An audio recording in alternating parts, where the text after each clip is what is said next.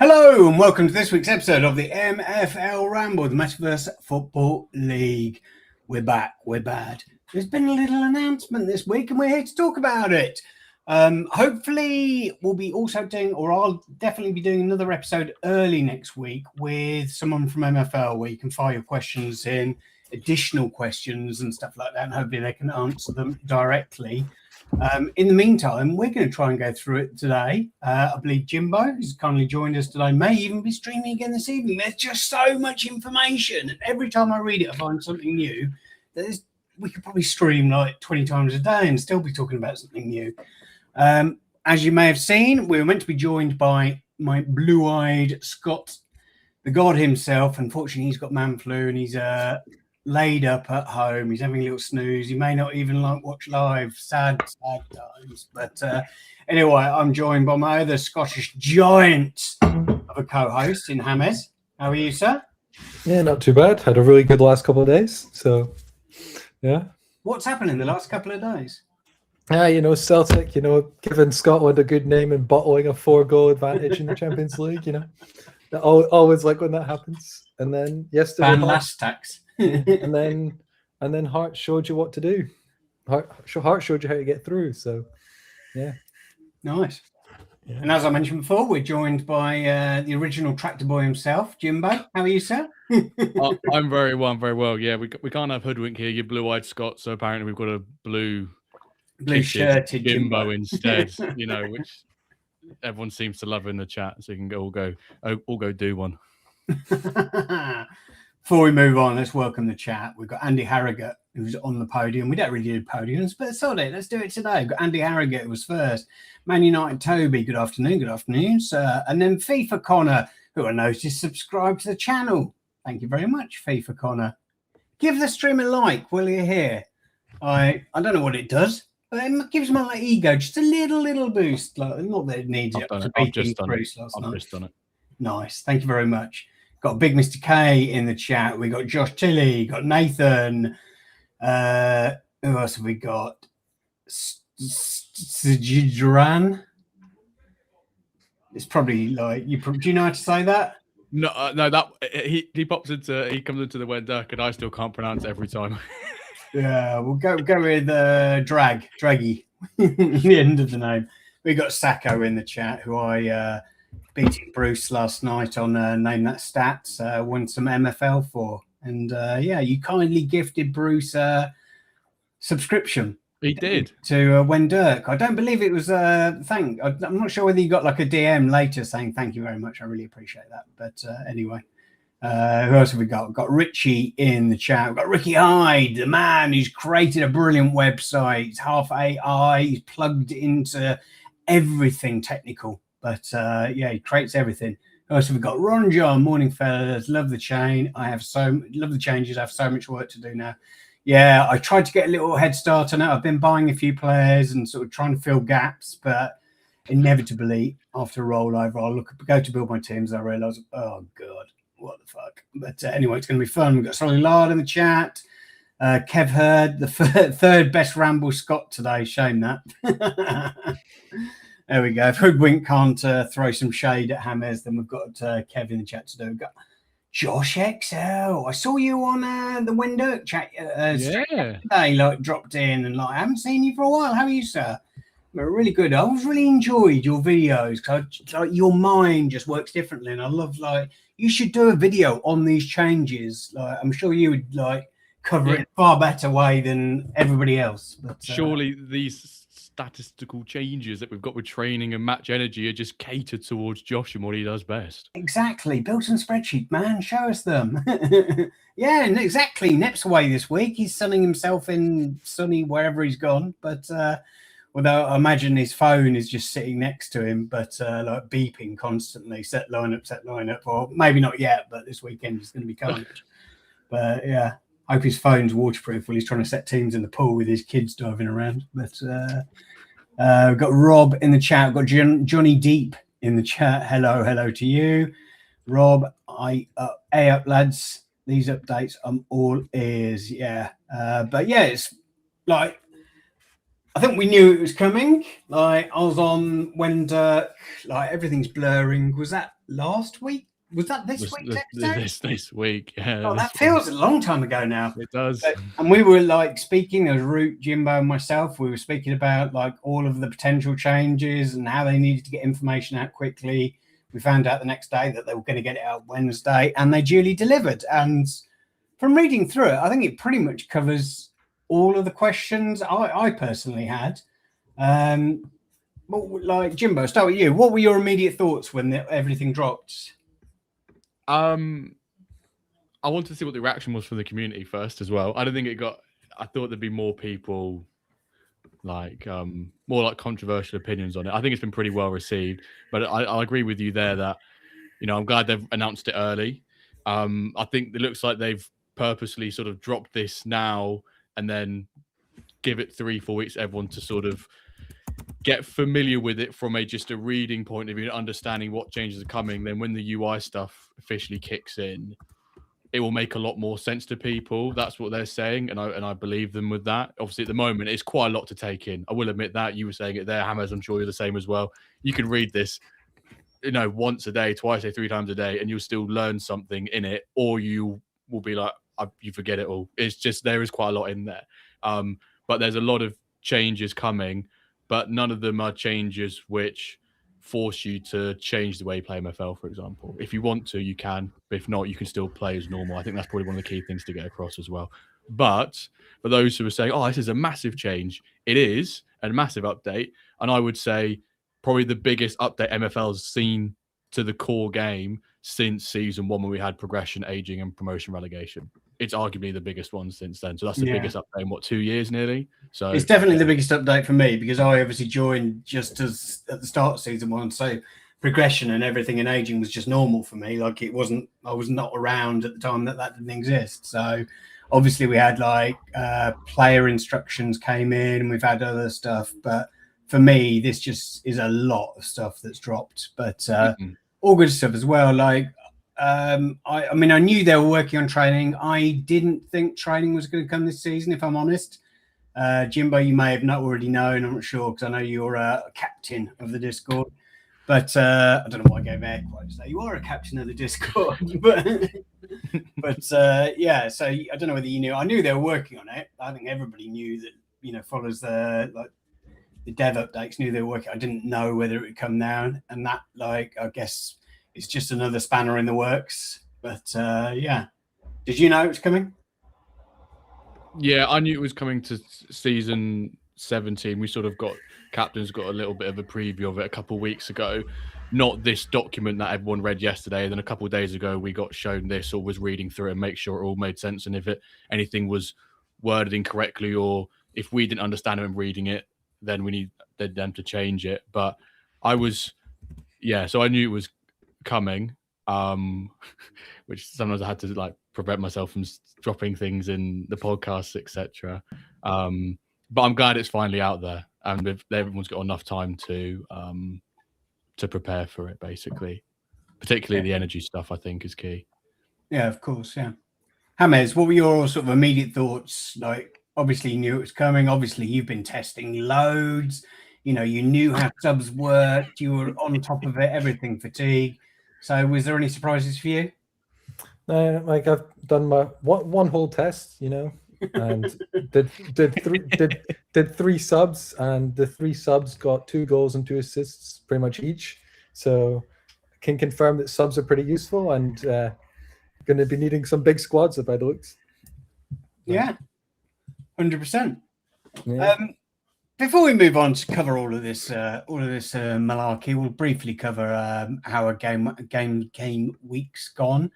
I've had a great week up to a certain point, and then as you can see, like the Vikings here lost to Newton Heath again. I mean, we were out, so I was just trying to stop Bruce going through, which I think I successfully did, didn't I? Yeah, I think it was Man United Toby and you, Jimbo, that went through. Yeah. So I did stop him getting enough goals. So that was like small mercies. But literally, Bruce, I mean, I said, I've been brutalized by Bruce. Honestly, he is my nemesis. But it's at a point now where, like, I've just given up. I've got 2 more games against him this season, I think, and I have to win both of those to save a little bit of face. This, the Monkey Vikings are in a league with Newton Heath. As I said on Amresia's stream, or maybe it was before, but I really don't want to get promoted. But I also can't let Bruce win the league. So, it's just sort of like a quandary. I wish we were fighting a little bit lower down, but, I just have to go for it now. But, yeah, we'll see how that goes anyway. Trying to think if there's any other interesting teams. Rambler, we won't touch on Diamond, but I'm unbeaten now for quite a few games. Lost in the Titans Cup, but we were top of the group, went through in the Titans Cup, and in the league we managed to turn our form around after losing a couple of games. But so things are ticking along. I've got a few tactics now. Sid's given me a boost at right mid. He's given me a little bit of an upgrade there. So I think I'm all set for the second half of the season. It should be fun. You've got quite a nice round 16 matchup in the Titans as well, haven't you? Against I have, playing, yeah, because of that first place top spot in the group. They're still a decent team. They're a plat team, but I would hope to beat them. And then I think after that, I'll have a quick look. I think that my route to the semi, I play Chennai Super Kings or another San Diego City in the quarterfinals if I get through, which I should do. So I'm hopefully, as long as I don't completely muff it up, I should get to the semis. But then it would be either Usaba, Soul Team Warriors, or Meta Mercenaries. So have fun. We'll see how that goes. But it should be fun. But that's good. I'm trying to think if there's any other exciting teams. There isn't really. Such a season after last week saying I needed to sell some clubs, I promptly went out and bought a club. I bought Solid Lard's Copite team, which hopefully I'm going to get promoted, and then hopefully I'll sell some other clubs. I don't know, because I need to get rid of some clubs now, but I'll do it. That's a problem for after the season anyway. But I wanted a Liverpool license. Solid Lard was looking to sell, so we came to an agreement and managed to seal that. But it's fun. So I'm glad I've got that. I just need to decide, rebrand. I know he wants me to rebrand it so he can rename one of his lower Liverpool licenses, and I'm sort of at a loss. Normally I'd name the Liverpool Monkeys, just sounds a bit rubbish. The Liver Monkeys I've come up with, and then having a monkey with the perm going out. But I don't know. That just feels like a piss take. I really don't know. If anyone's got any suggestions, feel free to drop them in the chat. In the chat, we've got Draggy. Said it's very plain Danish, guys. Come on. Yeah, sorry, that's poor from us. Yeah, I'm very sorry. It means Star Dragon. Star Dragon, does it? Okay. There we go. Star Dragon. According to ChatGPT, anyway. Okay. Well, we believe you.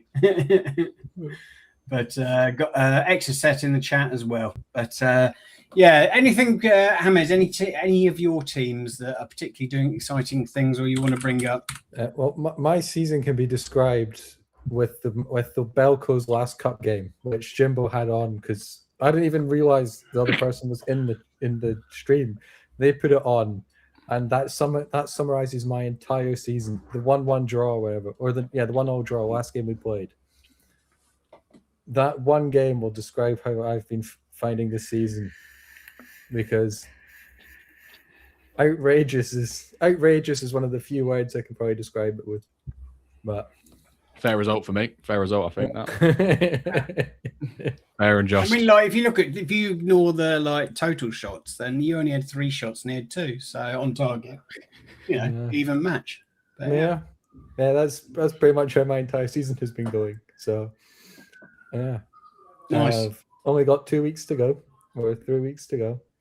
And of course, you will have done extensive testing on the new engine, which isn't. I think there was an update to it yesterday or the day before. I haven't had to play around with it yet, but hopefully it will be a final version fairly early on, unless people find bugs in there in the next sort of week or so, which will make it a lot easier, I think, for people sort of planning teams for next season. One of the excuses I have for not testing higher up is Belco's pretty much all loanees. So it's I can't test for next season because I have no idea what squad I'll actually end up running, for players. And then the CSK that have been delegated are probably not going to have many, like a few different players next season. So it's hard to test when I don't know the squad they'll actually have. And then if you lower down, you can run anything. So like I'm winning games with like 4-3-3, whereas higher up, I'm getting spanked with the 4-3-3. Fair enough. What about you, Jimbo? Anything happened in the last couple of days? Like when the Wyverns were getting relegated, it looks like they've they've turned a corner. It looks like they've turned a corner. They've won, I think, the last 3 in the league, 4 in total. I think it might have been 4 in the league. Yeah, 3 in the league. Even the game, I knew it was kind of inevitably going to happen. It's easy to say now with hindsight, but the games I was losing was by 1 goal each game. So it was just that one-on-one, that defensive error, just being unlucky. And hopefully over the season, my fortunes will change. But of the 10 clubs in my agency, 3 of which I'm not managing, so 7. But of that actual 10, 9 have got into the knockouts of the cup. So that's probably the biggest highlight of the week, is that we've done well in the cup. I think the Buenos Aires team managing for Scrubbers got into the knockouts of, I think it's Elite Tier 1. So, the second highest. But yeah. The bottle jobs have got a background. I bought it off Blades because it's a Norwich license. And I was like, do you know what? In your honour, Blades, I will just for a couple seasons keep the branding. But once I get them promoted this season, I think I'll probably yoink it. So in respect of Blades, who just seems to have drifted in and out of everything at the moment. Should it not be Bottle Job? No, Bottle Probably, Jobs. but that's because I think it's because it says Jimbo and Dirks apparently. Yeah, but it says Dirks Bottle Job. It wouldn't be Bottle Job. Well, maybe when we next get Blades into a chat, we'll ask him. I'm sure we all know the answer to that question already, Hamez. Why he's added extra letters at the end of things. But all the words in the right order though, so it's not like it's not like he's speaking it. And there are multiple Dirks. There are, there are. Yeah, it doesn't make sense. I wonder if Blade spotted that. I suspect not. Yeah, I suspect not. Anyway, we are here to speak about something far more important than how we're doing this season. We're speaking about the future of the game. So we'll start here, where it says start here. You're in charge of more. So next season, we've got custom training, the one that caught me out, match energy, substitutions, red card plans, and even more. I wonder how many people found it that far down, but I only noticed that about my 3rd visit to this page.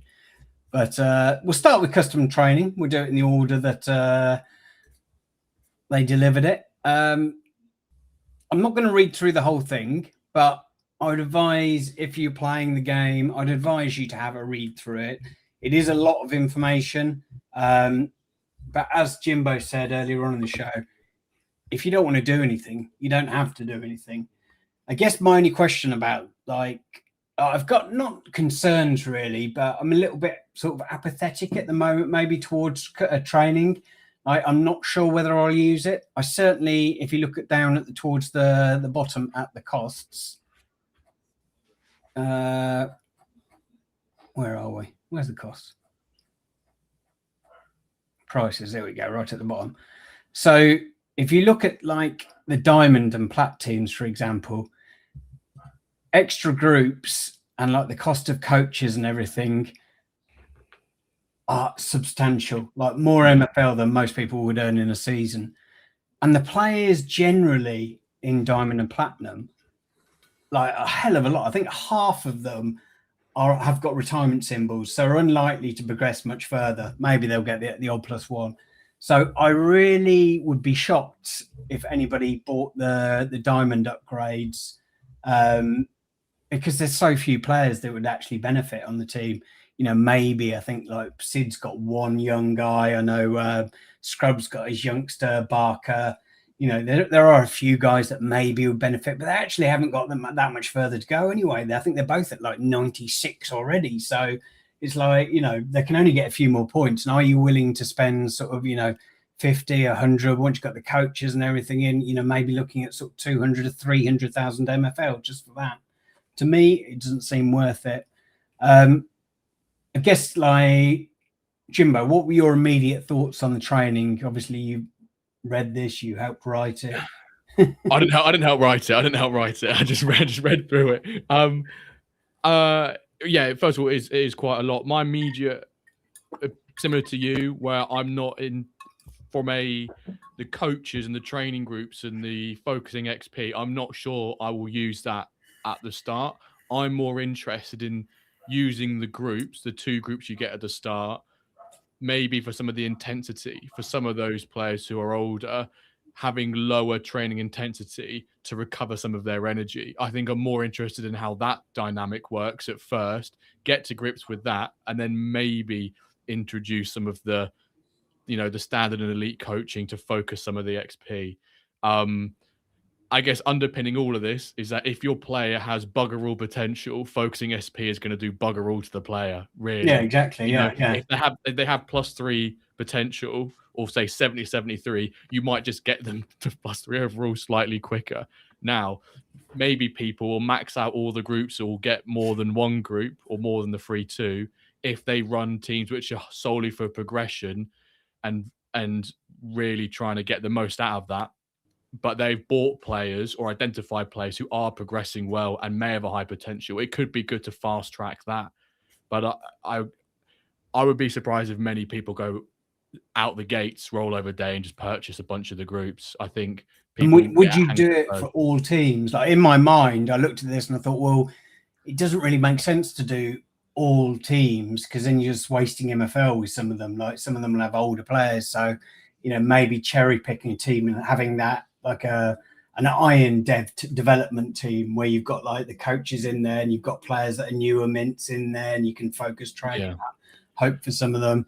Maybe managers like McBride, who's bought quite a lot of progressors. Dio, who's famous for going out and hunting every single bloody progressor in the game. Normally before I manage to get even an eye on the players. But those guys, I imagine, might be smart to have some teams where they've got progression and they can put some of these like high progressors in there and hope that, they deliver even quicker and become more useful at the higher ends. Yeah. But yeah, it's going to be quite difficult running. Like, if you imagine you did this on multiple teams and you were running them, you had subs in play, you were using subs and match energy. Maybe some of the guys have got low sort of physical, so they lose more like fitness anyway. And then you're doing training on top, they're losing even more. I just don't think a 25-man squad, if you're going after promotion, doing the subs and doing sort of intense training sessions, in my mind, I just don't see how that would work. Yeah, that does seem quite a lot. And I think it was Mike 778, I go by Discord handle, was mentioning about double game days, like back-to-back double game days. If you've got training groups you want to focus or change intensity, and you're changing some other stuff we'll get onto, the match energy, subs, the match plans, that's a lot to go through across 1 or 2 teams. Now extrapolate that over bloody for quite a lot of users, 10 plus, 20 plus teams, it's going to be a lot. So it will be like any of the big updates, it takes a couple of seasons to get the hang of things. I imagine it will take a lot longer than that. I personally, maybe with the Wyverns or one of my Flint or Spark teams, may buy a couple of the groups and just see how I get to grips and get to terms with these changes. Last thing I want to be doing is buying, say, in bronze or silver or whatever, these amount of training groups, and then not utilizing them. And then, well, I've just sunk 20k MFL into this. Yes, it stays with the club, but I'm not selling those clubs because they're the Norwich licenses anyway. So it's a lot. It's a lot of people to take in. But like we said, if you don't want to get involved with the Focus XP, you don't have to. So. And also, we should make clear, correct me if I'm wrong, but you have a pool of XP that gets from training that gets dished onto players. At the moment, that gets dished evenly across their stats.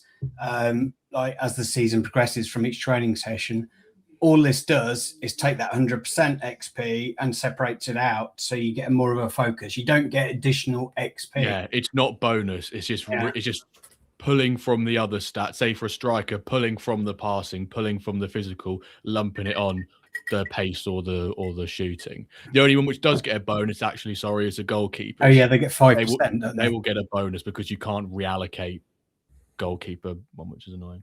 Yeah. Hamez, what are your immediate thoughts? I know you sort of looked at it and came to a few early conclusions. It feels like, to me, it feels very much like every other season. Almost make use of it, because you don't want to. I don't see the point of targeting certain players if you don't know what their progression's like, or if I've got a striker that's clearly he's flatlined, I'm just going to keep training it normal. I'm not going to bother. Like, I'd rather wait, see if the player over a season has got progression going. If he starts to fly, then next season try and get, like, I can see he's gaining loads of shooting, was target shooting from a striker, rather than just burning it all through the first season. So I could see. It's a bit similar to say if you just get a common player from a pack and just chuck him in dev gel and hope he progresses. Yeah. I know, Hamez, you've got that goalkeeper you were showing me earlier. You've seen him progress a bit, and now if you chuck him into dev gel, I missed it by one. You feel more confident in him actually, benefiting from the extra XP or that bonus in dev gel, similar to the training. If you just chuck them in with no sort of inside look and suspicion. Yeah. Like the goalie, like he's talking about, I have a guy that's played 4 games, I think, so far this half season, and he's gone up +3 as a goalie. So with training and matches, I would quite happily now put him in a coach and getting 5% extra, because he looks like he's sort of gaining.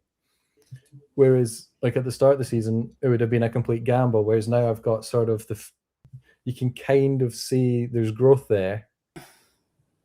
And which one? This one, Arejo. He's 54 now. Yeah. He was 51. He's played 4 games and he's gone up 3. If he tier breaks this season, then that's the sign that you potentially got a decent card. Yeah. If he doesn't do anything now for the rest of the season, he might just be a nice officer, but not like a boomer. Yeah. So it's like if he keeps going, and then like they've got 2 uncommons that are kind of at the same rate, gaining at the same ones, like they're like 73 and 72. Like I would be almost tempted to put them. It's annoying because I'd put them on the same team using the coach to get the 5%. But obviously, then they're not going to get as many. Then you're games not maximizing the match XP, are you? So they're not gaining the games, but then it would be benefiting with the XP there. So there'll be some. I think it'll be useful if you almost have a team of young guys that you've seen progression that you can then target them all and kind of lump them together rather than like just kind of. It's like dev jail, but you can use the plays. I agree. Yeah, and I think that just catching up with the chat, Dan says the extra groups thing will just not be used in his opinion. I think they will. They'll get used on targeted teams. Down and like the cost of doing it in Flint, especially if you own clubs higher up, actually is not that high. So even in ice, it's not that bad. So having teams down there that you can sort of focus training. It's what 5%? Is it not? You can do it like revenue share as well. You can do like 5% of rev for the coaches. 5% for elite, 2% for standard, or you can pay up front, which is the same as the 8th place spot in your league. So if you think you're going to finish 8th or above, then pay up front. Otherwise, do rev share. Yeah, but like even then, 5% of Flint's mean nothing. Well, exactly. Like if you win Flint, it's what 70, I think. 5% because what's 1,400. Yeah, you'd be giving away 70 for a coach. So at that point, it's worth it just to like lower down. But higher up, I wouldn't bother. As you're saying, they're all old farts up there anyway. Yeah, exactly. Yeah. And I think that, maybe if there's an XP boost, but then obviously that then causes sort of power creep again.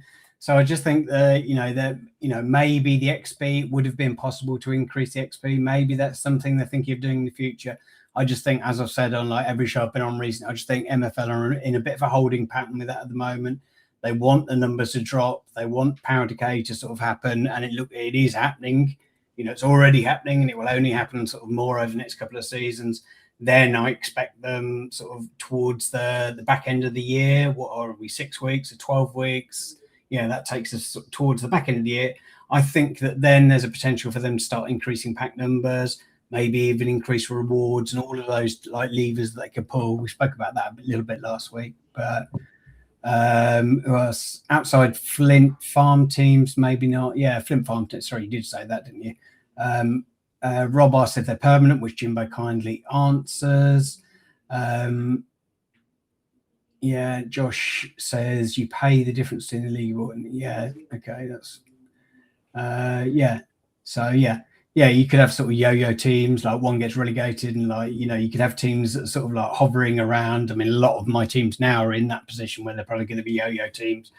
But yeah, it'll be for me. It will probably be used as a method for testing older players who aren't progressing. So very few good coaches. I just don't think that they'll be used for sort of older players. I mean, what, the training groups? Yeah, unless I'm missing what you're thinking about. He said he corrected saying resting for older players. So it'd probably be like maybe not focusing the XP, but just lowering the intensity so you can use them more often in matches.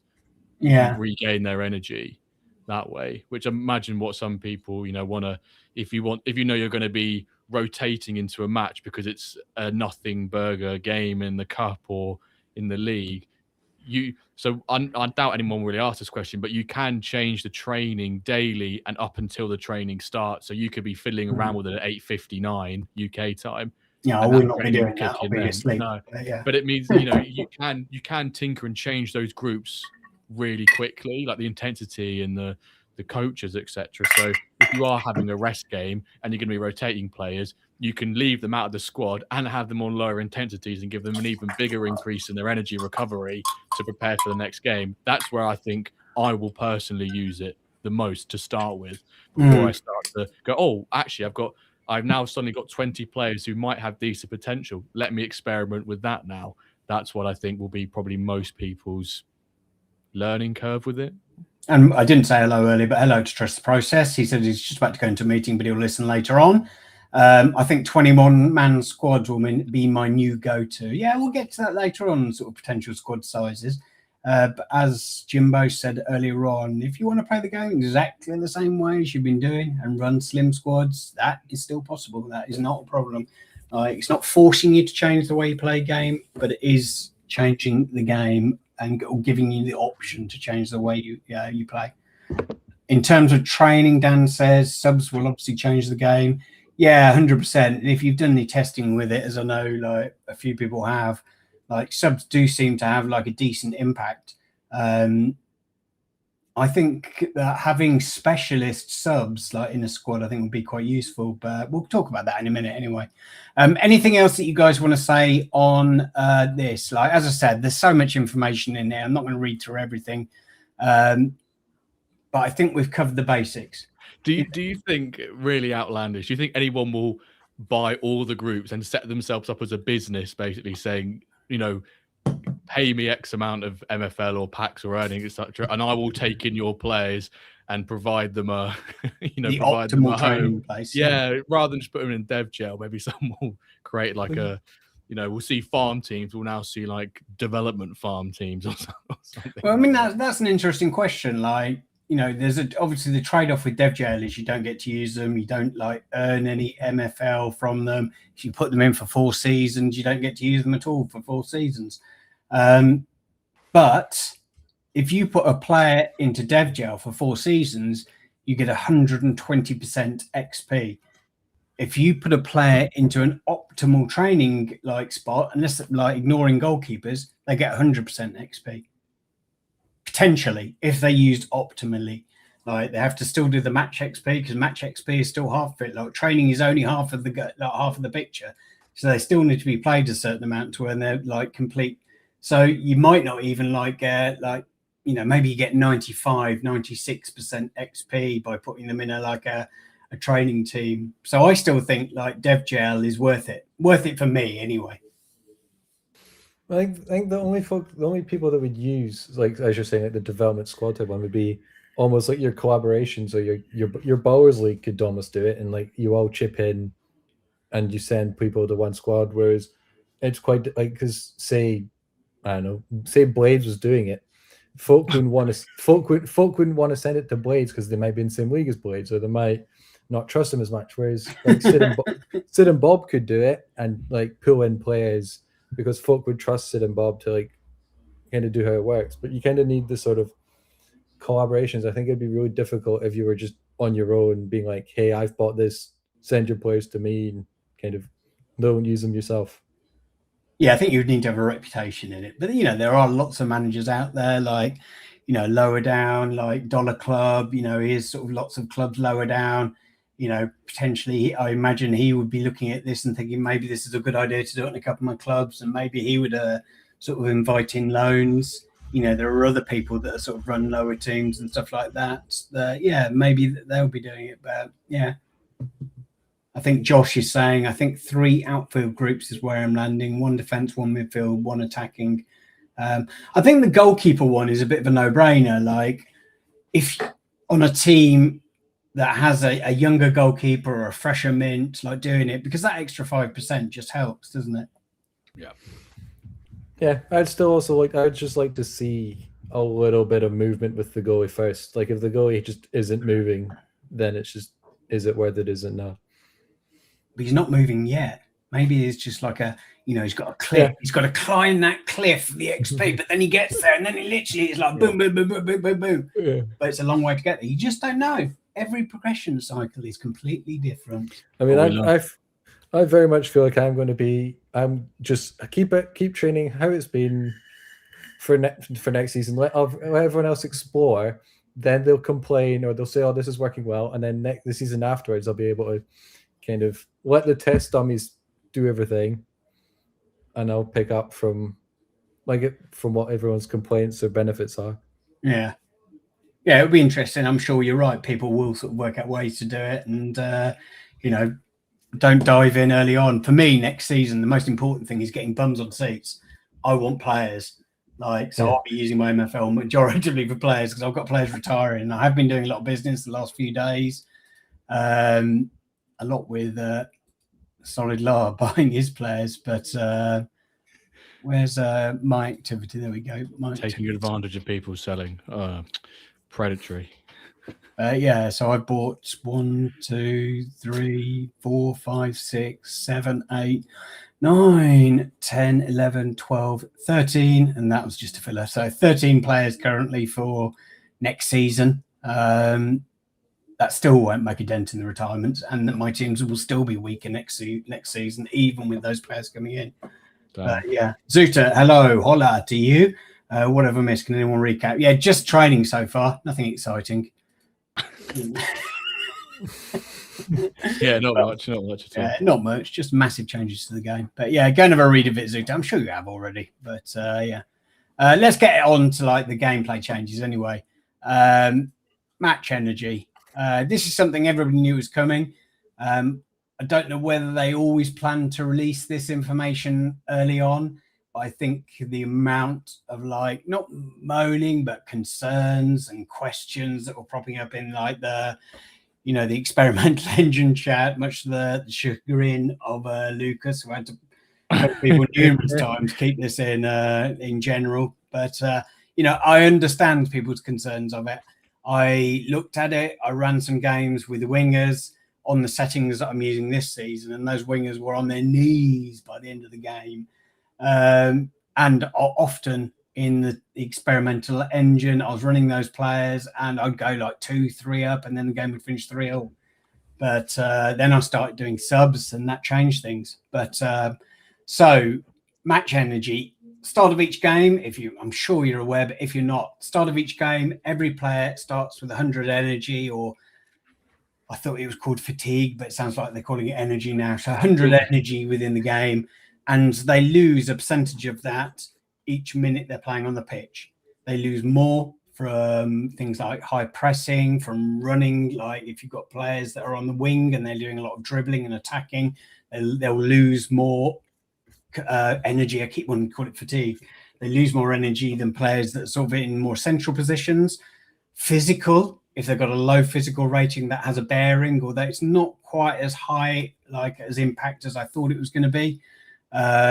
Like they still, don't get me wrong, you still lose more. Like if you've got a player on sort of 90 physical and a player on 40 physical, the player on 40 physical will lose, you know, a decent chunk more, but not so much that like it's a massive, massive issue. I've done quite a few games now, not as many as I'm sure a lot of people have, but the lowest I managed to get a player down to, I think, was 42%. And that literally was like having them attacking more, dribbling, high pressing, more aggression.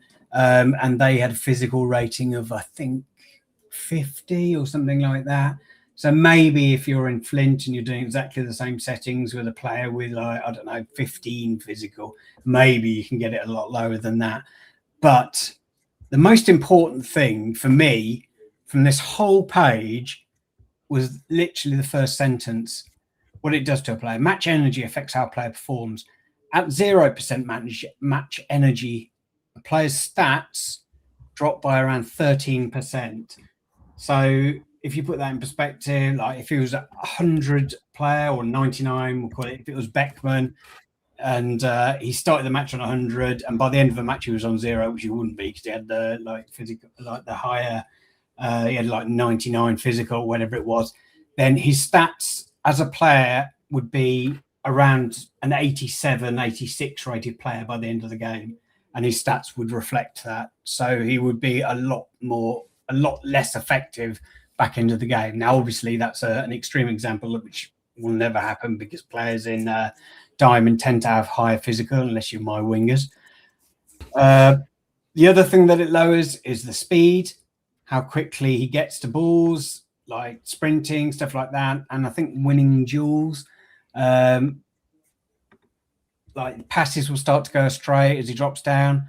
So if you look at it from a player, like I think if you look at sort of some of the wingers I've got in Diamond this season, if they lose 6% of their sort of like, they get down to sort of 50%. So if they lose sort of 6% of their stats, then they're essentially dropping down by sort of 5 points. So they become a 90 rated, 89, 90 rated player by the end of the game.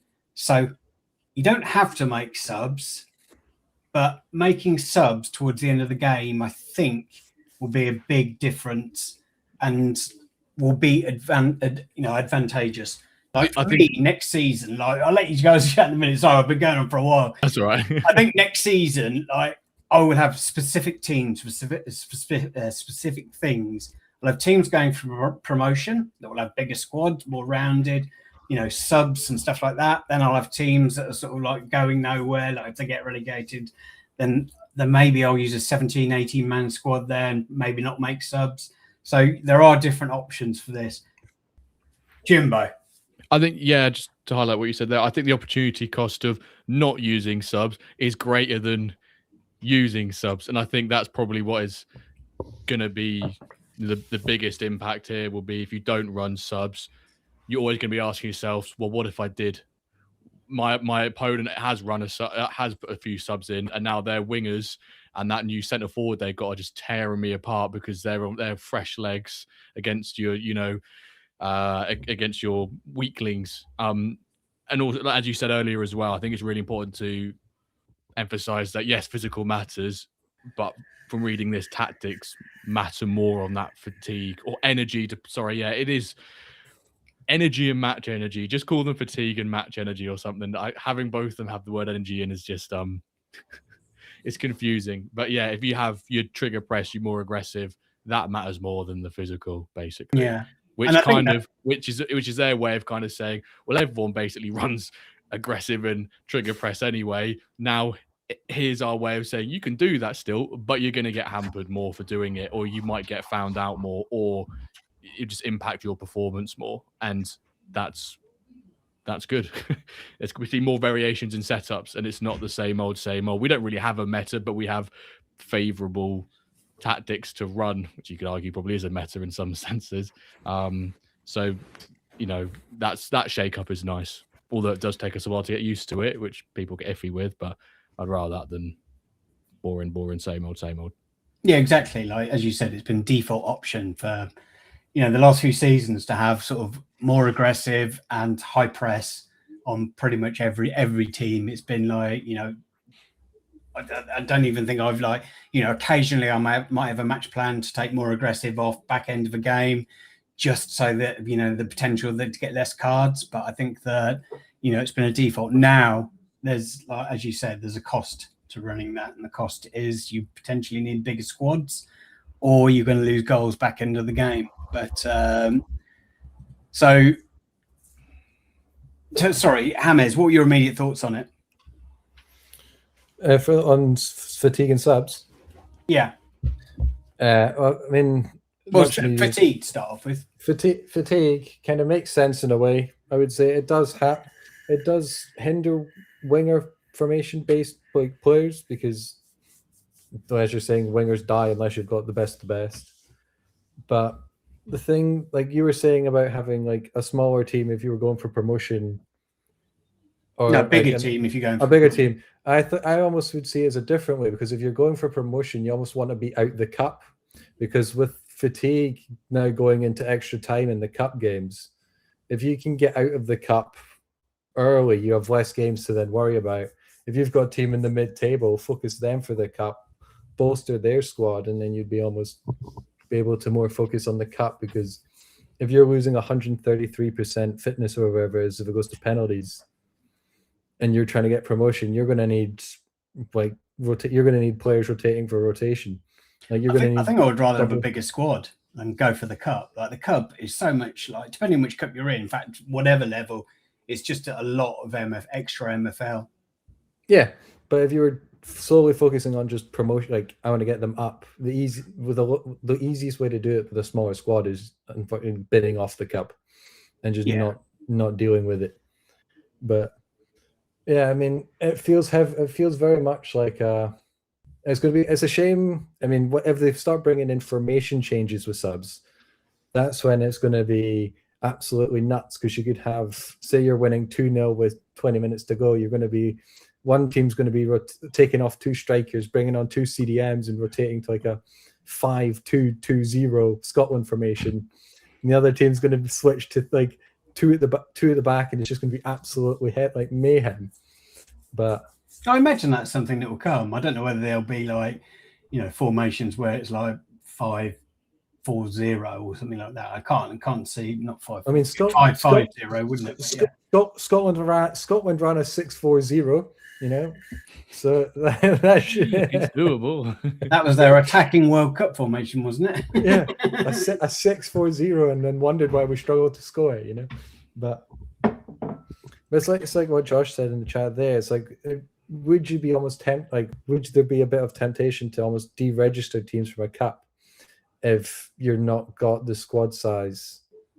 You're not wanting to have a massive squad, and you're not wanting, say you're not interested in doing subs, you're not interested in doing that. Taking away the cup games is that little bit less fatigue on your players. There might be people that do that, yeah.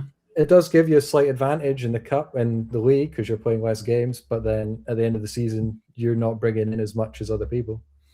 Could you argue that even if there wasn't an option to deregister, you'd just do 45-minute stints for players in the cup games for fatigue management? That's what you'd probably do. Just say if hypothetically you couldn't deregister, just what like IRL teams do, they just shove out the shitters for 45 minutes. Then yeah, but then how big a squad would you need? You would need like a minimum. You would need a minimum of 22 players if you're wanting like 11 crappy guys, 11 of your normal guys. But then you're also going to need. I think we've been in a cushy environment where you can run a 16, 17 man squad. Yeah, that's been a cushy environment for the last year and a half. At that rate, you'd be wanting a squad of like 35 players. You'd be Chelsea. We'd all be Chelsea here, running around going, Jesus Christ! I've got seven goalies on my roster to kind of give them all games. But it's going to be interesting because normally you've got, like the last few seasons, the dual position guys like your LMRMs for 3-man rotation has been quite useful, whereas now they almost lose a little bit of effectiveness if you're going for a bigger squad and subs, because you're going to want an LM and an RM, like you're going to want 2 of them. So if you have rotations and you have the possibility of a sub, so it's going to be interesting to see. It is an issue. I think that like for some of the winger formations that I run, like I think having 4 or 5 wingers in a team might be the best way. You're gonna unless I want, can run another formation as well. But you're gonna want 2 left wingers, 2 right wingers, and a left wing, right wing that can, like, one guy that can do both, 2 on each side. I would reckon, to run them like aggressive and not be conservative with how you're running the plays. Which I've experimented with having common players as subs on some of the teams just to see like the impact. Now we can see from the data that, like, you know, how much like they lose on their stats by the end of the game. But having lower rated players in the higher teams, like if I've got maybe having an 80 rated winger on a team that's mainly 85 rated players, he could be the super sub that comes on. Like, you know, maybe that's a benefit. I don't know, but there's a lot to play around with, and I've only started with it. I've only ran maybe 20, 30 games so far, and there's a lot more to sort of unpack on it. But yeah, so it's just, that could be, it's going to be an interesting off season because no one's going to really know. Like, you can test on it, but like if you 2 tests in a row, it's not the same as match day 1 to match day 2 with having had training and fitness and changes and everything.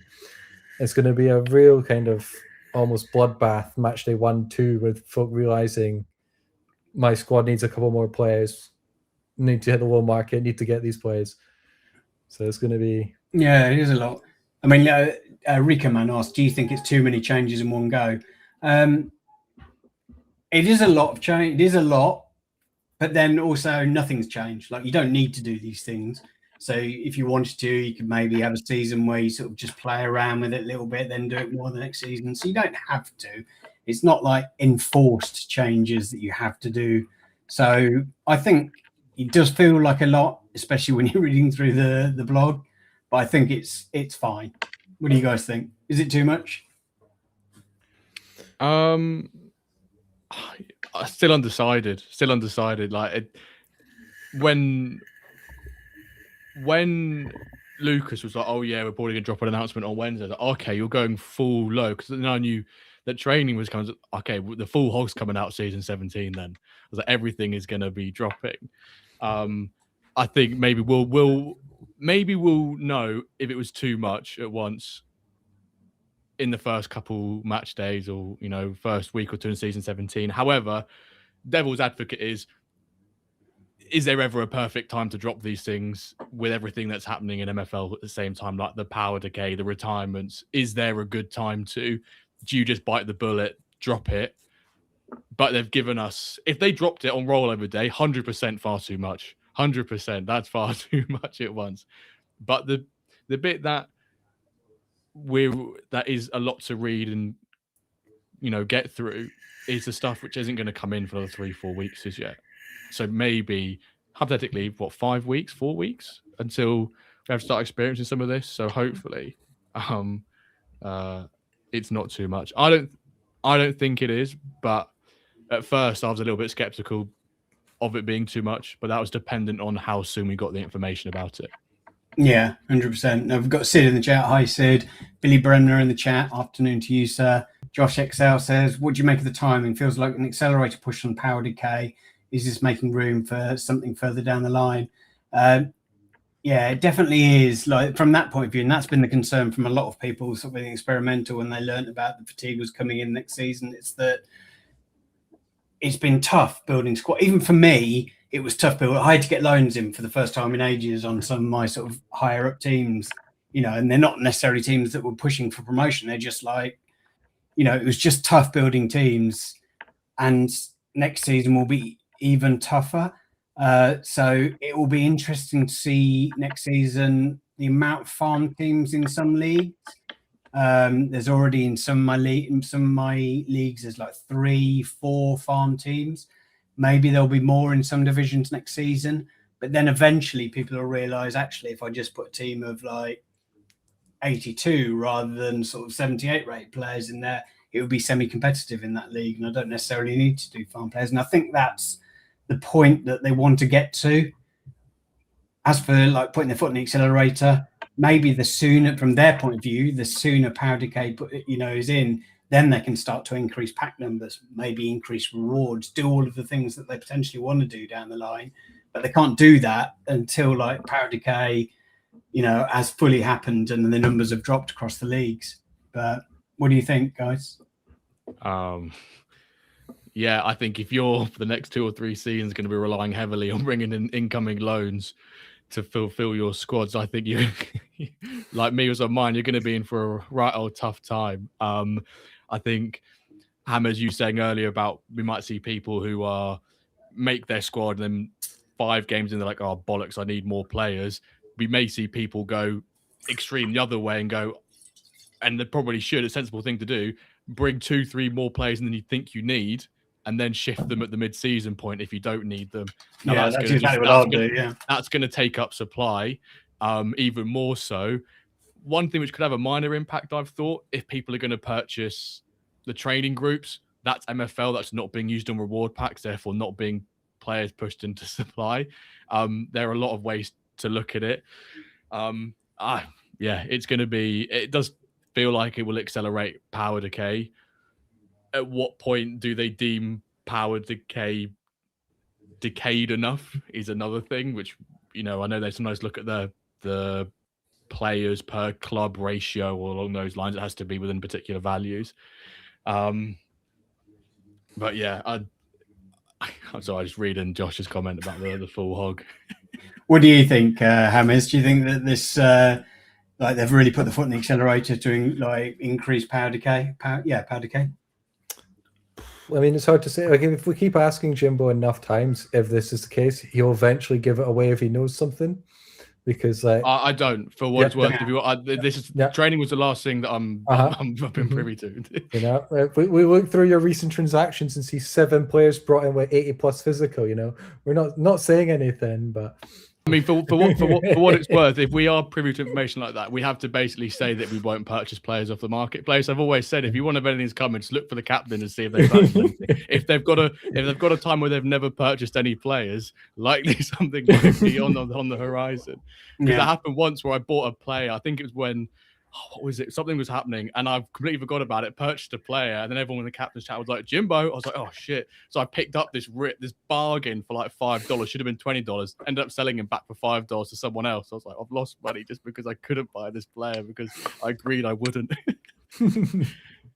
But I mean, it's been confirmed now that we've got Matt joining me and potentially someone else we haven't decided yet.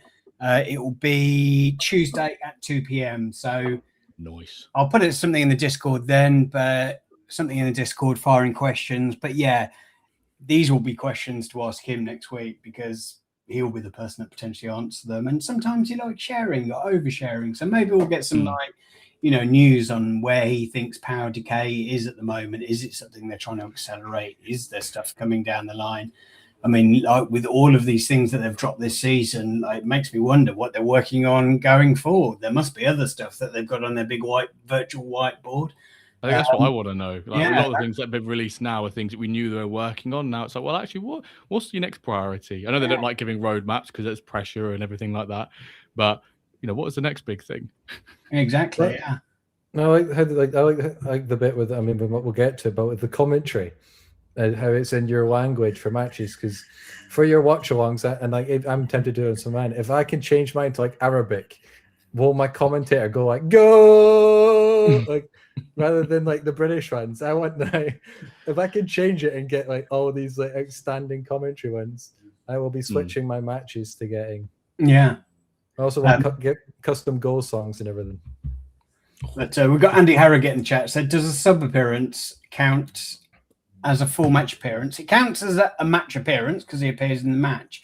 In terms of the XP, it's separated out. So it depends how long he's on the pitch, but how much match XP that he'll get. And then obviously the person that's being subbed off will get slightly less match XP. And then if you look on No, I was just gonna butt in there. So if he plays 25 minutes, he will earn 25%, or he'll earn whatever 25% is of a match appearance.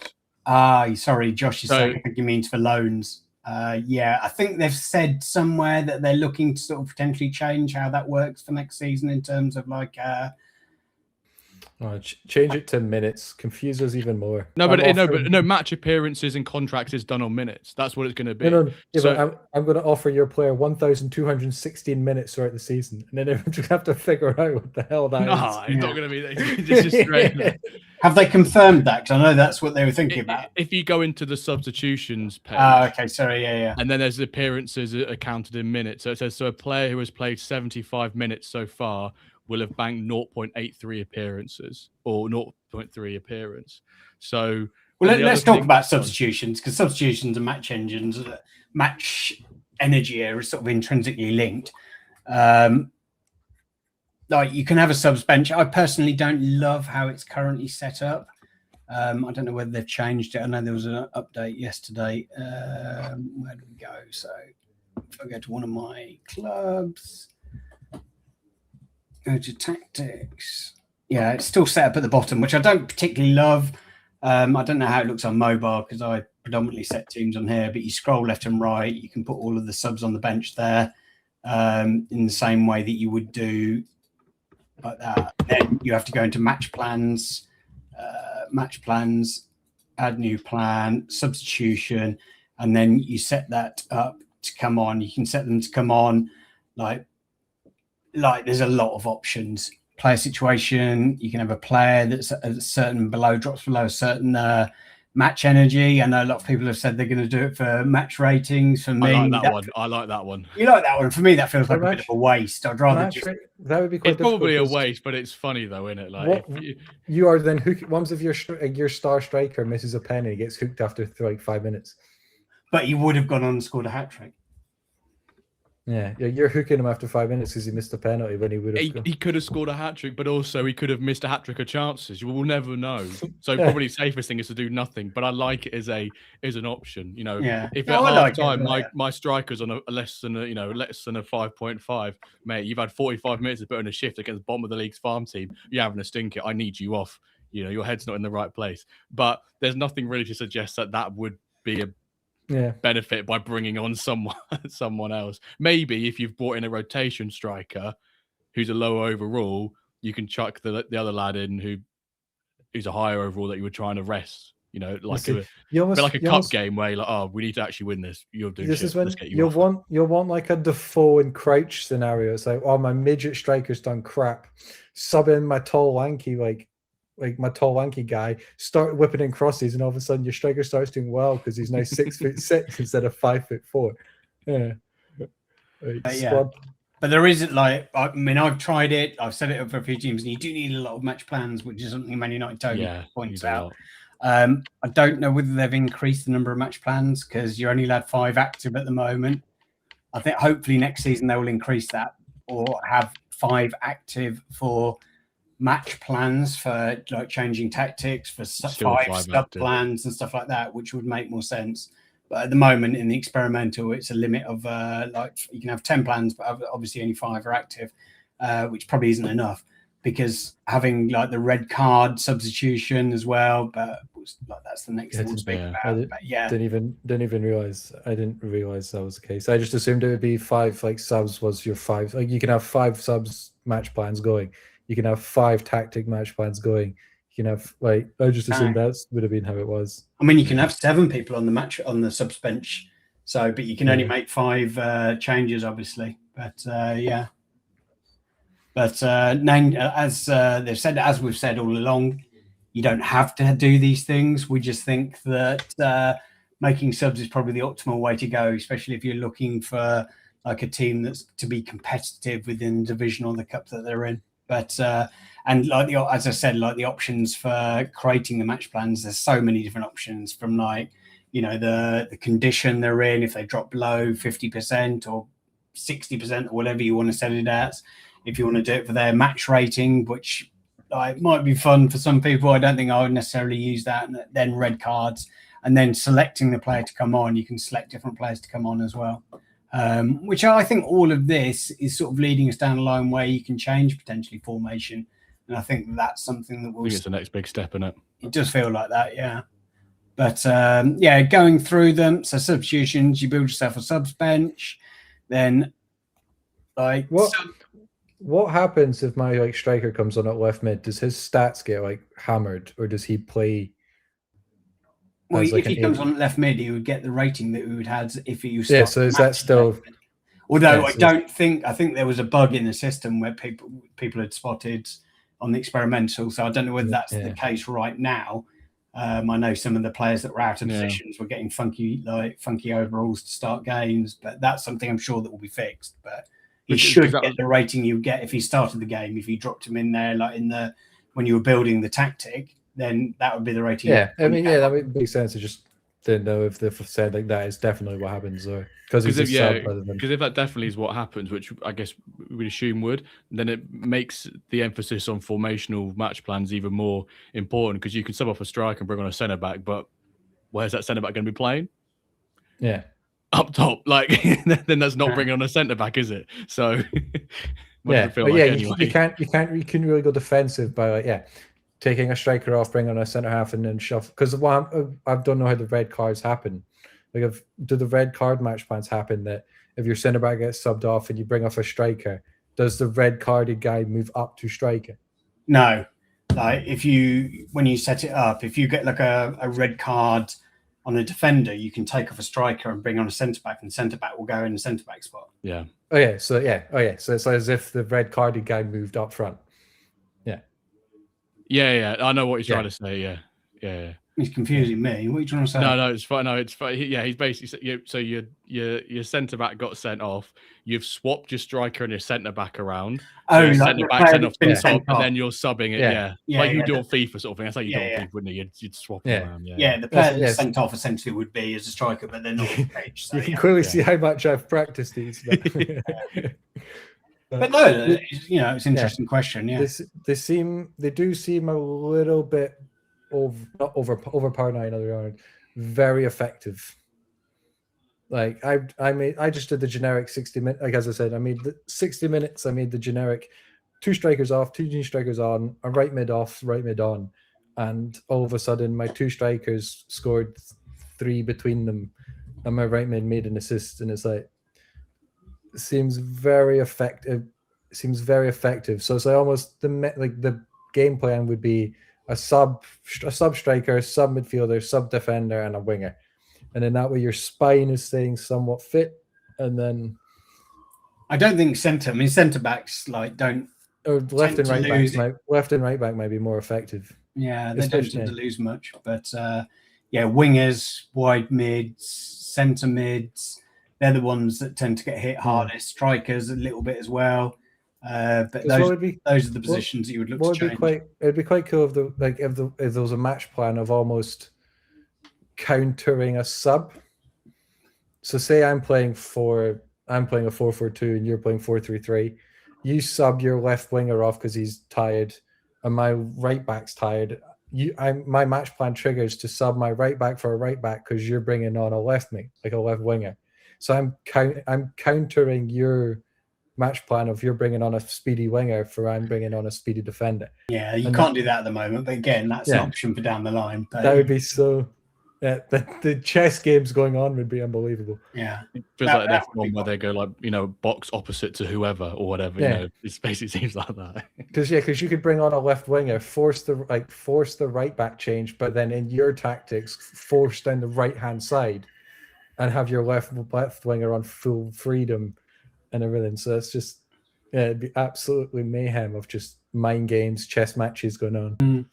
And Man United Toby says that I set up a team against Ricky and he ran a bigger test. I subbed my striker, centre forward, left mid, right mid every game after the 60th minute at 75%. He didn't make any subs. I scored a lot more goals late in the game. Again, I think subs not necessarily are OP, but you're bringing a player on. Like all the rest of the players on the pitch have lost stats. They've gone down from 80 rated players to 75 rated players. If your sub that's coming on is 80 rated, then he should do better. And he's got like a higher higher, what are they calling it? Energy, like match energy. So he will be able to run quicker. So whilst I think that they do seem a little bit OP, I think it's going to take a season or a lot more testing, and people are going to start testing now. They know this is closer to the final version to work out whether like the impact of subs is too great. At the moment, they do feel a little bit too powerful, but which I guess encourages people to have bigger squads and run subs. But if they stay powerful, or as they seem fairly powerful, and they're not nerfed or balanced a bit, then piece of advice, season 17, make sure you've got subs on to utilize that before they inevitably nerf it. Basically, would what it would be. Take advantage of it for a season. It'd be interesting with what Toby's saying there. With he's subbing on his forward guys. If Ricky had it that his like CDM and back forward were getting subbed, what was the like? Were Toby's attacking subs less effective because Ricky's defense were getting the sort of rejig of? Well, it should be because they're all getting like it's all basically defaulting to the start of the game, isn't it? So so then it's sort of the mind games of when do you go all? Do you go all out at the start? Yeah, try and blast a few goals ahead and then have defensive subs, or do you go conservative to begin with and get more aggressive as the game goes on, or just go passive at the start, get battered, try not to concede, and then kind of flip it after 60-65. And when you're scouting opponents, you'll scout what subs they make, what time, what positions. Is it something that might go over several games? And then you can have like your, there we go. No, I'm behind. I'm going to build my subs on now. I'll score some goals. Oh, fuck. They've made subs at exactly the same time.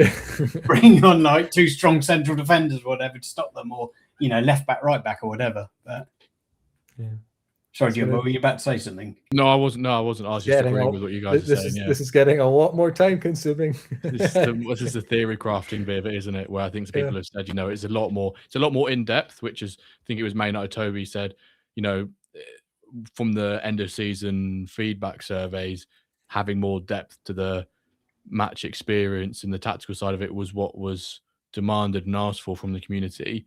We've got that. I see Johnny Deep said how many of all the managers answered the survey. I don't know how many answered it. And I guess unless you suggest your feedback, then MFL can't imagine and create things, and see what the feedback is. But it is a lot in-depth stuff. But people wanted more detail, didn't they? I mean, it can get a bit same old. Like, I know for these last couple of seasons, and maybe it's because the engine stayed the same. But, I've got this default, like I'll go in, set up I'll watch a game and then immediately set it up. It takes me 5 minutes to set the game up. I might, if it's a big game, I might have a cursory look at the, how high the defensive line is on the other team and how they play and stuff like that. But it doesn't take long.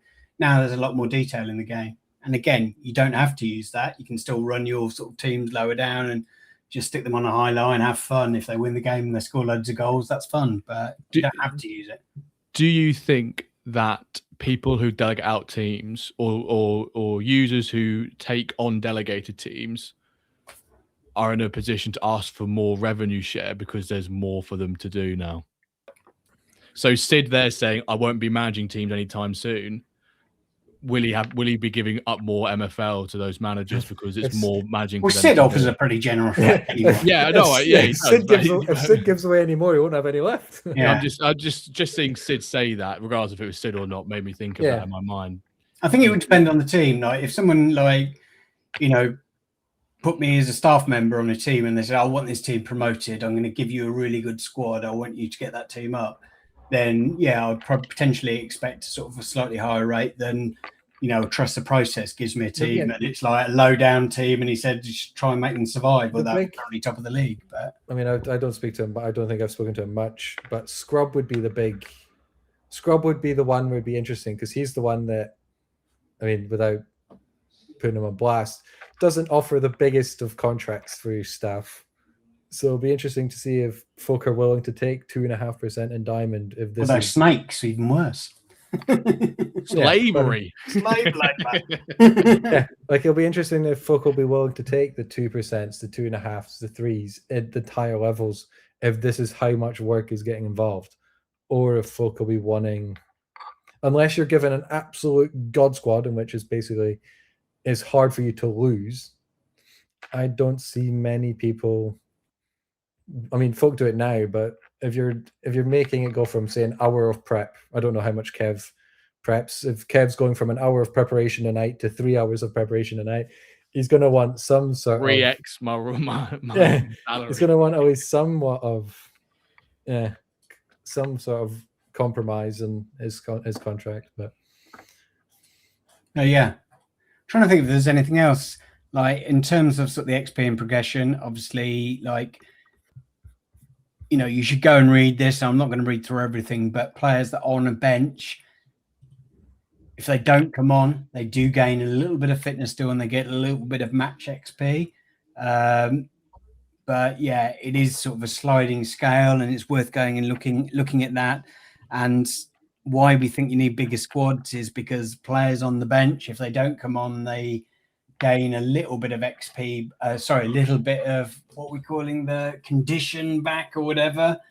You can't call it energy because energy is the in-game stuff. They gain a little bit of physical condition back. We've copied Sora with Arena being everything. And so, like, energy is now just everything. Honestly, it blows my mind. Like, I think we should call it energy for in-game or which we need to decide on a community which one we want for which. In the game is X name. Outside of the matches, condition out of the game, energy in the game. There we go. They're just energy in season and an energy classic. Energy classic. Classic energy. But we're no longer supporting classic energy. But yeah, like as Jimbo said earlier, like the appearance clause is now going to be counted in minutes. But yeah, go read through it. There's a lot of information here.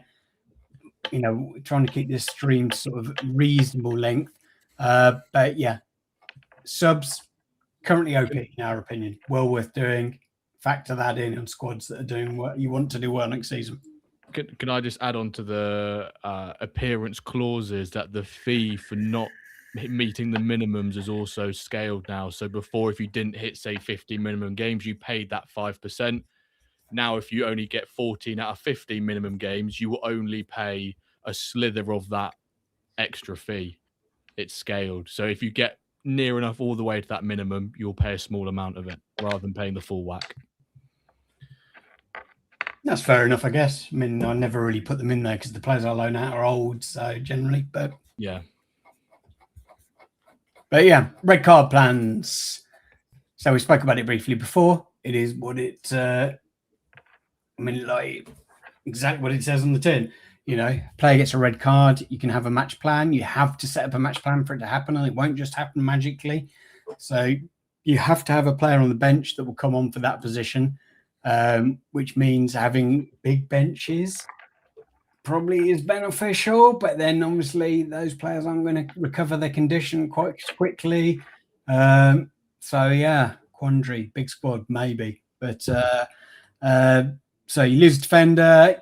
You know, defender comes on. I think having players that can play in multiple positions on the bench. How commons are right back, left back, centre back, like higher up? I've got two in my agency. A guy that can do all triple position. Yeah, that's actually good at them all. So you kind of want a right back or a left back that can play centre half, and because having like an old guy like that on the bench on just the red card of if my left back gets sent off, if my right back gets sent off, or my centre back gets sent off, he comes on, could be quite useful rather than needing two subs of a left back and a right back and a centre half.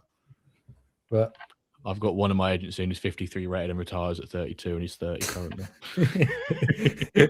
Yeah. So, but it's just they could be quite, as much as I was talking about like left mid, right mid's coming down in price, the guys like that could be going up in price because they're almost like a safety net of if a red card gets sent off, I don't need multiple subs. You can, one person fills three. And with the red cards, I imagine a fair few people will have a red card plan because of how frustrating it is to be useless when there is a red card. And if you've got a player on the bench who's going to be in a red card plan, you'd probably do substitutions as well. If they're on the bench, why would you not? One thing I'd like to see MFL do is have some preset match plans that get you, I think ideas have already been suggested, that get you 75% of the way there. So you can say, oh, like a red card plan for centre backs. All you've got to do is just select the player. you don't have to create the whole match plan. You've just got to select one part of it. Yeah. I think some little presets like that could just, for people who maybe don't have the time to, could just speed up that process and still make them feel like they're not missing out. It's a bit convoluted, but if you set those match plans up on like general, then they'll default into every match anyway. So it will be quite useful. But this is like, these kind of players that I've got up on the screen now. Van Berkel, who I packed a couple of seasons ago, is getting decent progression. Not exactly a rocket ship, but decent. +2 so far this season. But he's 81 as a right back, 80 as a centre back, 80 as a left back. Yeah, like he will be clutch. Perfect. Yeah. As a defender on the subs bench next season. Yeah. But I want him to get match time, so we'll be having him on there. That's the problem. Yeah, if he started the game, then you can't. I had a match plan. If someone got a centre back got a red card, I would quite like him to go to centre back and then the right back come on. You can't really do that at the moment. Yeah, and this is when you kind of want them guys to be the ones with like almost the 35-year-olds or the flatliners that aren't like either the flagged or the old guys that haven't flagged, being them, because I think they talked about it being like you would sub a red card off at different times, but a defending red card you kind of want to change regardless of the time. You don't want to I'm 2-0 up and my centre back's been sent off and it's the 80th minute. That's fine. What's the worst thing that could happen? Exactly. Yeah. But I think I was speaking to Sid a few days ago about this, and I said that like red tombstone players I think would be great players to have on the bench, because they wouldn't be losing that much like condition when they come on the pitch, but they tend to be higher rated and obviously they're cheaper to pick up. So I definitely will be looking. I've bought a few of those and I'll be looking to bring up maybe a few more for next season. But I take it, Jimbo, you just read Josh's comment, yeah? Not exactly a rocket ship. I just hated that part of my wedding speech. But and as I said, it's not just the substitution you're going to have. You can also change team instructions now for a red card as well. So, people have been complaining before that if you've got an attacking formation against a team you should beat, and then suddenly you get a red card early on, you don't want to be constantly with a high line, absolutely hammering them, like trying to hammer them, and then constantly getting caught on the break because your centre-back's got sent off. So now you can have a centre-back come on and you can drop your line further back to make yourself a little bit more solid. That's pretty much it for red card. Anything else you want to add on the red card plans? I think I think there'll just be defensive ones more important than forward ones, I would say, or attacking plays. I think if a full got sent off, I probably wouldn't have a match plan for that anyway. But Toby has made a good question, which I don't know the answer to or not tested. He says, I haven't read much, but we said we could make red card plans without subs, right? Like move the centre back to centre back, CDM to centre back if the centre back gets a red card. I don't think you can do that. I've not tested to see if you could do that, and I'm not sure on the answer. I'm looking at it now, and you can create a match plan where if your centre back gets sent off, you can say who leaves and who. I don't know. I don't think you can. No, maybe there is a way. Maybe there is a way you can do it. But I don't think you can. There would be too much like in-game. Like you then want to be like, can I? There'd be just like moving players around. I don't think you can. And customizing formation. But all of these kind of things, I think, are things that potentially will come. Now we've got this sort of infrastructure in place. I think these are potentially things that will happen down the line. Formation changing, be able to move the position of players during the game and stuff like that. Yep. Right, moving on to the and more match analytics, sharper heat maps. I don't know whether I thought they'd introduced those in the main games already, but I noticed on sort of experimental engine when I'm running them that they do look super sharp. I didn't know whether it was just that certain game. Just they've been in the experimental engine for about 2 or 3 weeks, I think. Those heat maps or those sharper analytics. Yeah. Shots in 3 dimensions. Now, when a shot gets like fired at your keeper and you're like, why the fuck didn't he save that? You can now have a look at the height of the shot. You can see whether it went into the bottom. You can see whether it went through your keeper's legs. You can see whether it went over his head and he just couldn't get his hands to it in time. I think we might have a problem with people moaning if it goes through this. We might get a few memes of goalkeepers with the middle of their body missing and stuff like that. But that'll be quite interesting. But I quite like that. It's sort of like being able to see like where shots have been placed and stuff like that. More from like a cosmetic and nerdy point. Yeah. Or stuff.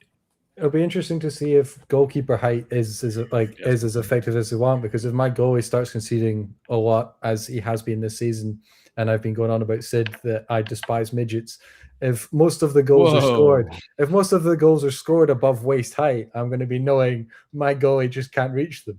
Well, what's a midget to you, Hamez? Anyone below 6'2", 6'3"? Well, if the goalie can't touch the bar, there's an issue. That's fair enough. I do love the little dribble maps as well, like the mazy dribbles that you can see your players going on, stuff like that. Especially like the ones where my winger gets it here and then goes around 3 players and then kills it past the keeper. But I'm looking forward to seeing some of those. Sound and commentary, if you haven't been on an experimental engine yet, we didn't play any of the preseason tournaments. There's now sort of like a sound, there's like whistles when there's like there's fouls and stuff like that. Maybe too many whistles, although I do think they've sort of like nerfed the whistling a little bit, but like the ambient crowd noise, which if you don't like, you can turn off as well. Because like, sometimes I'll have 3 or 4 games on at the same time. I don't want like the ambient noise because then it's like hearing an echo, just some constant noise.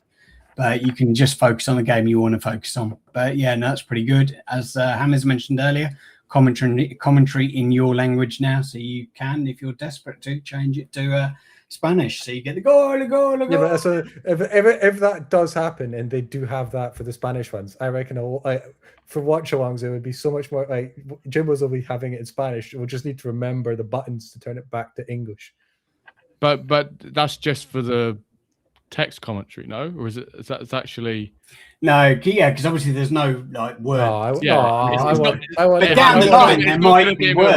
Golazo. Yeah, it's not it's like on it might just FIFA. say it in the text. It's not going to say it out loud. Like on FIFA, when you turned it to Arabic and the commentator would go nuts for goals, and then you'd have it in English, and he goes, and it's a great finish from the striker. He's bagged another one, and it's like, yeah, I don't want that. I want it going absolutely mayhem. I think that having like audio commentary of games, I think it's something that we're probably not that far from as well. And I imagine that's something that's on their either whiteboard. Either stock audio, just that they can put in, or get get the creators, get a Jimbo, get a Nep, get Jimbo going, go! And it's like, there, Bosch! Bosch, what a go! And you can have different. Nice age. When we open the pack, it just appears. Great age. Oh, we can see Kev on the sideline. He must be scouting young players. Put your binoculars out with a notepad. Sorry, Kev. Like, you can have Amrezy going absolutely mayhem when he's like, when you've got a goal because you've got Amrezy's commentary on. Yeah, exactly. Yeah. But there's lots of options for that. I'll be back in a sec. Sorry, some of the door. Yeah, well, the space going wow all over the place. We could let us either do that or import them. I wouldn't mind just having like one of my teams or my agency just be full of Alan Partridge quotes, because you could have the full lot. Like, yeah, well, it's just the goalkeeper's got football pie all over his face, whatever it is. Shirts, I think. But so either stock ones that they can just put in, or it's select content creator ones that they can have in. What are you doing in your spare time? I just import MP3s of myself for commentary, so random people across the world can just hear my voice go, goal.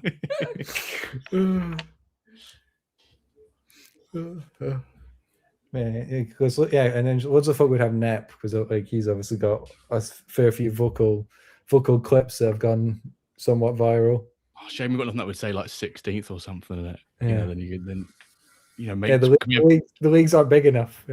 Yeah. Pen ref, just shout. That's your manager from the side of the pitch when a player gets fouled and it's seemingly fouled and it's not given. Just pen ref. Yeah, could have Nep saying pen ref. Why are you there? Those are options that I imagine potentially could come down the line. Team instruction, literally one of the last things they've got in here. You can already set team instructions, how high they sit, how wide to spread out, how hard to press. Season 17 changes what happens when you do in 3 ways. Not when you do it. Doesn't make sense. Anyway, more weight behind every setting. So if you're asking players now to sit deep, they literally will sit on the goal line. If you're asking players to dribble more, they will dribble more. Every time they get the ball, they won't be passing. But like there's more depth to each thing now. So people complain that if you had players like you shoot less, which was take less long shots, which never really made sense, but is now shoot less. They will really shoot less. So don't put that on your strikers, otherwise they're not going to score any goals. Mm-hmm. But yeah, so the more detail to that, 5 levels instead of 3 at the moment is either sort of left, middle, right. So there's 5. And if you're feeling frisky, there's an expert mode where there's an actual bar across the screen. You can fine tune it as well, you know, as many as you like. Like that, you get your nerds out, you fine tune. Okay, 1 pixel to the left is the optimal position to do it. But I'm sure Bruce is doing that right now. But all I ask for is in that slider is that the compactness slider bar isn't as janky as it is now. Where if you want to go slightly, you know, slightly 1 notch. If you're not near the actual notch it has preset, it just kind of shunts it there. That's the only one it does it with. I want to actually be on that spot. I don't want to be somewhere else. I think you have it really clunky as a troll for Bruce for like the first 1 or 2 days. And there is only 5 options, but it's a bar. So you can like tinker it, but it makes no difference. There's only the 5 options that it's preset to. It just, I totally troll Bruce. I think our Yorkshire Tea lads, are they recording today? I think pretty sure he said yesterday they were doing it. They've announced they're recording today. So well, hopefully recording today. It was we've heard for a few weeks, but so expert mode. So switch it on, play around with the bars, but go into as much detail as you like, and that will be a lot of fun when we're testing it and stuff like that. The match engine, underneath all of it, the engine itself has changed. We'll have obviously a new engine for next season.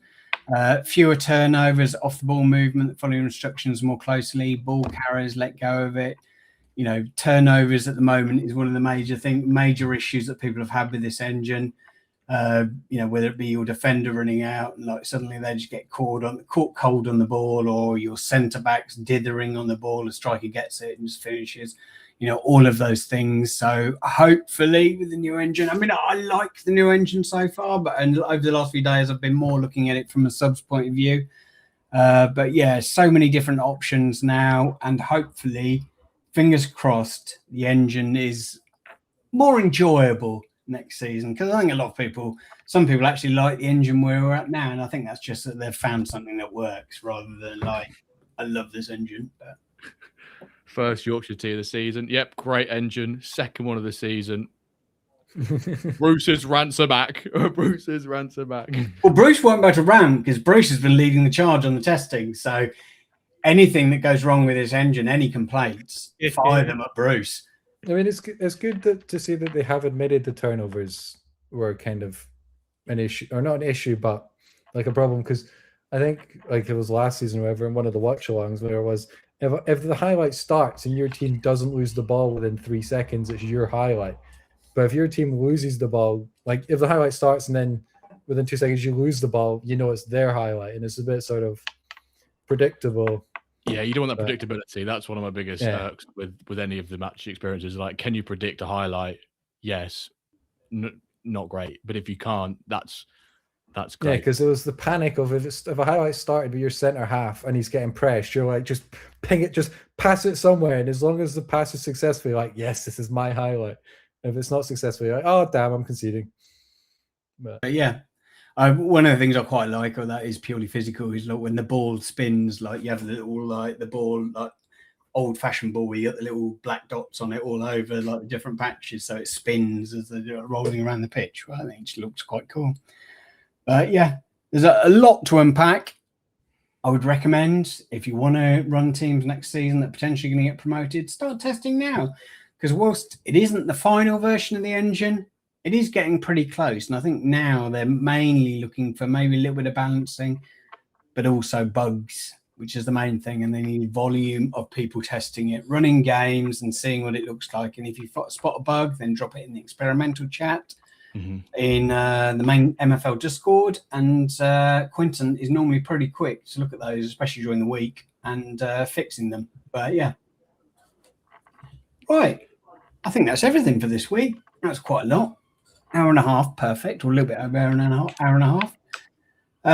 Anything else you guys want to say before we get out of here? I agree with Josh's comment about what we should do for Brucey's expert bar. You can only choose the width of it by firing something from a catapult.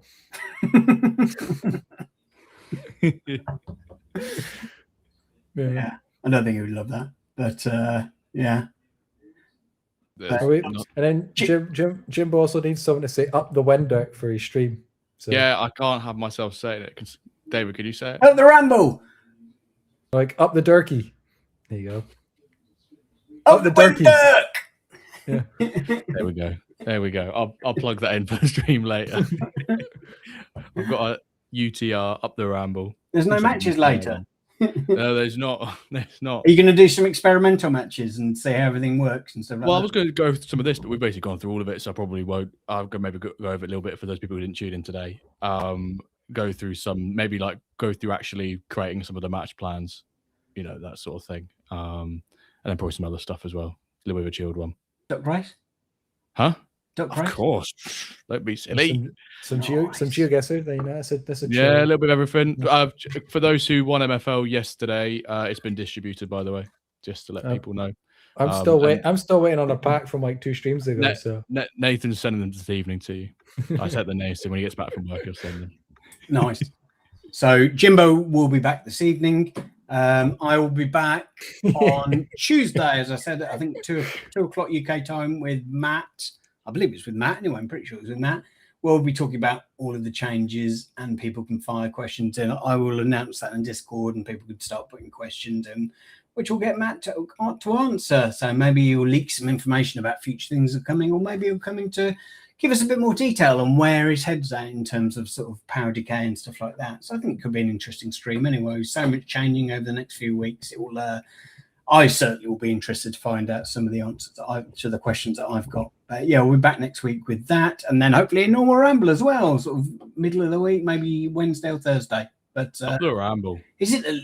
Can't be the last week of the season next week. No, it's not. It's the following week. Jesus Christ! Two weeks yesterday. Yeah, you're right. Yesterday is final match day. If you want to see the bar for the expert bar, Josh XL has put it in the Rambles Discord, MFL General. So that is the type of bar that we want. Just fire a little thing across.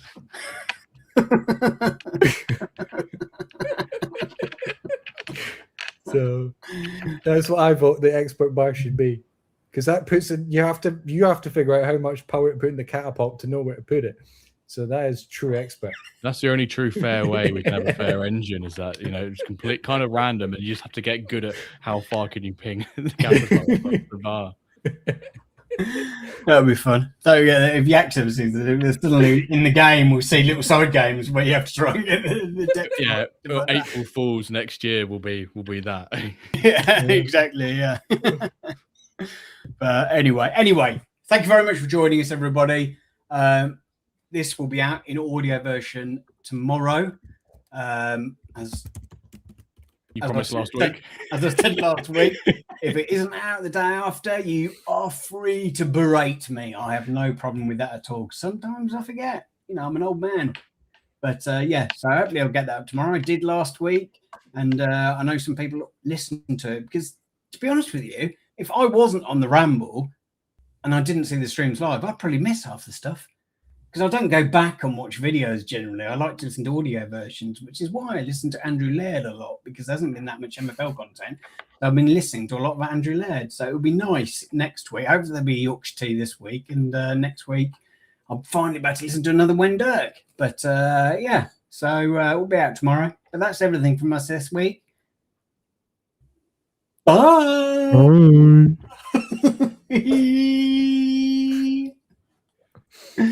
Oh.